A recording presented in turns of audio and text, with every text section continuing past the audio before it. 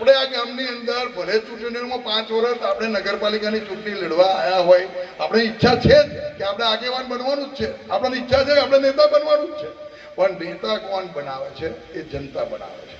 અને જનતાના દિલમાં રાજ કરો સાહેબ, તો હું એવું માનું છું કે જિંદગીમાં તમારે મત લેવાય ના જવું પડે. અને હું તો આ બધાને એવું કહું છું, આ ચૂંટણીમાં જ્યારે ટિકિટ લેવા આવ્યા હતા ત્યારે ઈચ્છા ધરાઈ, ફોર્મ ભર્યું, અમને ચૂંટણીમાં ટિકિટમાં આપજો કે અમને પસંદ કરજો. મેં એમને એવું કહ્યું હતું કે તમે નગરપાલિકાના સભ્ય તરીકે ચૂંટાવા નહીં જતા, નેતા બનવું હોય તો મજૂર થવું પડે, અને મજૂર બનવાની તૈયારી હોય તો જ અહીંયા આગળ બેસજો. અને કમ્પ્લીટ પ્યોર મજૂર બનશે ને તો 5 વર્ષ ભાઈ કેતનભાઈને માઇક પકડવાની જરૂર નહીં પડે. હું ધારકને તો બિનહરીફ બધી ચોઈનથી કેટલી કરાવી દે, પણ ભાઈ તમને લોકોને મજા ના આવે એટલે ના કરાય. તો પાછા અઠવાડિયું આપણે નીકળે કેવી રીતે? આપણે ચૂંટણી ચાલુ રાખવી.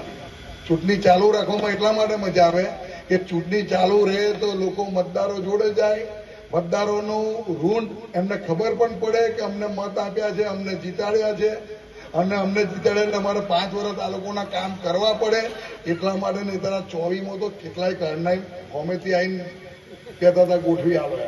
ચૂંટણી જીતવાના છે એ વિશ્વાસ છે, તમે આશીર્વાદ આપવાના છે એ વિશ્વાસ છે.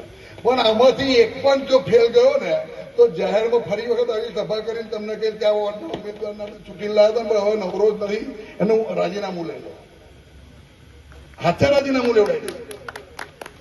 મજાક નહીં કરતો. તમારો સમય આપવો પડશે.